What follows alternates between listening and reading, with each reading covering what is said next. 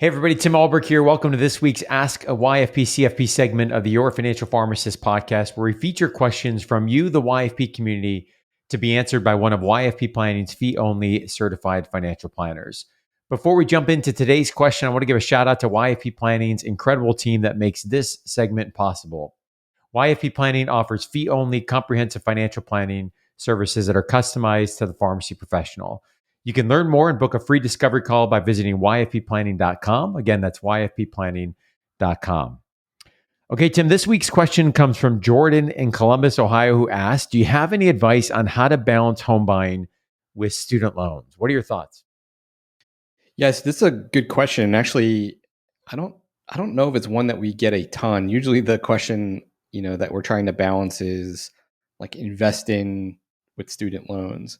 But I think it's a great point. I think it's come up more often because of I think what's going on in the environment of frozen federal student loan payments and pharmacists being able to maybe stash away a little bit more cash. So Tim, you know me, like I'm always going to revert back to two things. One is, what does the balance sheet look like? What does the assets, the things that you own, and the liabilities, the things that you owe, what's the state of those things look like? The cash position, the investment's a little bit less so here. And then the liabilities in terms of where are the student loans? Is it private? Are they public? Credit card debt, car debt, kind of the associated interest payments. So that's kind of where we at question. And then the second part of this is really the where are we going question, in terms of like, what are the goals? So I think without those two things, I think it's really hard to really give good advice to our clients at YFP Planning, because I think that's the foundation. So to me, like I think to answer a question with a question, I would just ask some clarifying questions like, what is different today, versus yesterday? So is this, Jordan, because you're getting married, your family is growing, or is it more associated with like FOMO? Your friends are all buying houses, so that's and we laugh, but that's actually one of the things that drives a lot of it's amazing how often our financial plans are really dictated by those around us, whether it's parents, our colleagues, etc. So to me, I would really want to dig into that to understand, what it looks like. And then from there, get into a little bit more of the technical things of like, what is the plan? What is the strategy for the student debt? Has that changed?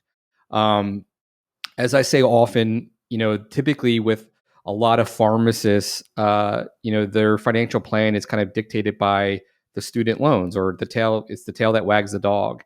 And oftentimes when we set a student loan strategy for clients, that other factors like a home purchase is factored into that.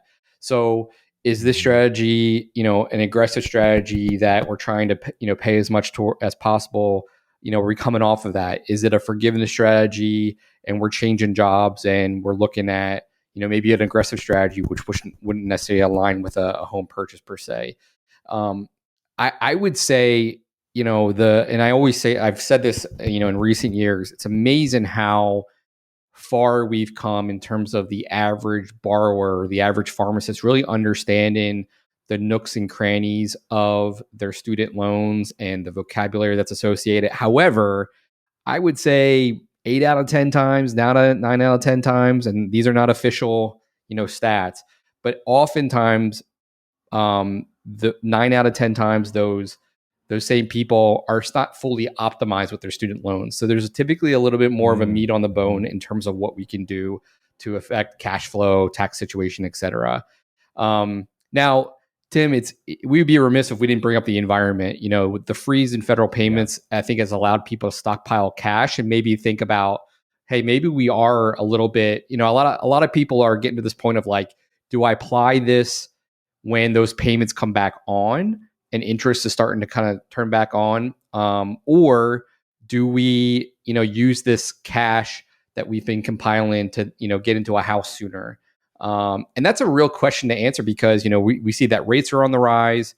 Inventories are low in a lot of markets, which are driving prices up, which again, are cyclical. It's dependent on the market, but they are cyclical. Housing prices will come down again. I think, especially as inventory does increase, which could be years. But and then we're even seeing in some cases like Farm D loan programs are going away because I think the lending market is just much more competitive and tough.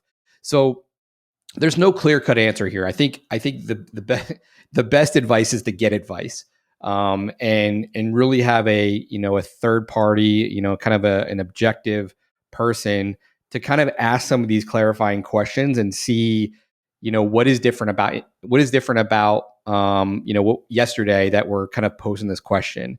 And for it could be as simple as, well, a lot of my friends are doing this, so I want to do it too. I'm like, well, maybe that's not a good enough reason, but there may be things that we can do that makes the impact of your financial plan very minimal in terms of, okay, we've kind of got this get out of jail free period with the student loans, and instead of applying that to the principal, let's get into the house sooner and then make sure that we construct the student loan strategy on the back end. That's perfectly acceptable. I think for some people, it goes back to that emotion too of like, how do you view the student loans? And if you're feeling like really angst about it, and that kind of outweighs the want to get into a home, then I would say focus on the student loans. But there's so much here that's kind of interconnected and related that I think it warrants more in-depth conversation about what does the balance sheet look like?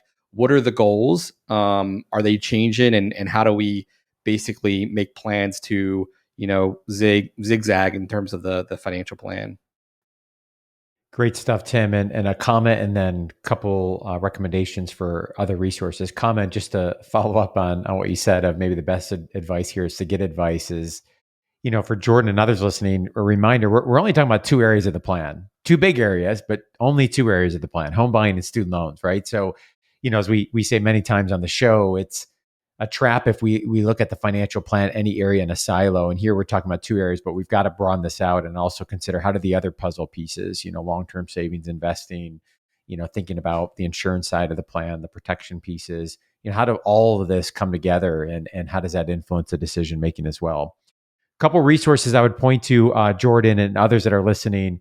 We've got a great home buying section of the website, which has lots of resources to guide folks in the home buying process, as well as some information on some of the financing side and the pharmacist home loan. If you go to yourfinancialpharmacist.com, at the top, you'll see a section on home buying. You can click on that.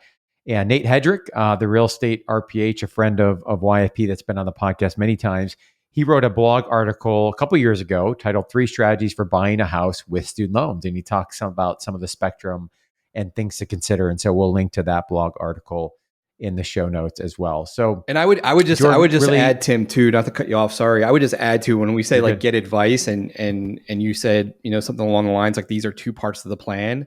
That answer is true and false. I think with us at YFP, it certainly is. But I think if you talk to most financial advisors and you're asking about questions of like student loan and home pay, and buying a home, they're going to be like, I don't know, avalanche or snowball method. And, what are student loans? I haven't had a client buy a home in forever because most of my clients are pre-retirees. So to me, these are often things that are left like out in the cold, if you're working with a traditional advisor, because traditional advisors are basically, going to sell you insurance. They're going to, build a portfolio and manage your money and maybe a little bit more than that. But to me, and I agree with you, these are two big parts of the plan that are often not included in a traditional financial plan. So obviously I'm biased. Great call out. We've heard, that many times from pharmacist prospective clients that, may have had a previous advisor relationship and, they start to get into it and their number one pain point might be student loans. And then the advisor is like, nah, we don't do that. We don't do student loans. So, obviously it's an important consideration for many, as well as other parts of the plan. So Jordan, really appreciate taking time to submit the question. Thanks for those that are listening. We're going to be sending Jordan a super comfy YFP t-shirt as a small thank you for submitting the question. And if you have a question that you'd like to have featured on an upcoming episode, 2 ways that you can submit that question. 1, you can send us an email at info@yourfinancialpharmacist.com, or you can also visit the website and record that question by going to yourfinancialpharmacist.com/ask YFP. As we wrap up this week's episode, a reminder that the content in this podcast is really meant to be for informational and educational purposes only, is not intended to provide and should not be relied on for investment or any other advice. For more information on that, you can visit yourfinancialpharmacist.com/disclaimer. Thanks again for listening, for your support of the podcast, and have a great rest of the week.